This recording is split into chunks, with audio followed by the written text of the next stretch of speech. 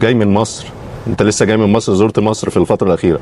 مصر بلد المواهب. مصر اللي جابت صلاح وجابت مرموش وجابت النني قبل كده وجابت زيدان وجابت ميدو وجابت هاني رمزي واحمد حسن، محترفين على اعلى مستوى. And you don't forget.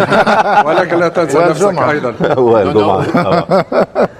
What I want to say is that ما أريد أن أقوله أنا طبعا لقد كنت معجبا بشغف المصريين بكرة القدم، شيء لا يصدق.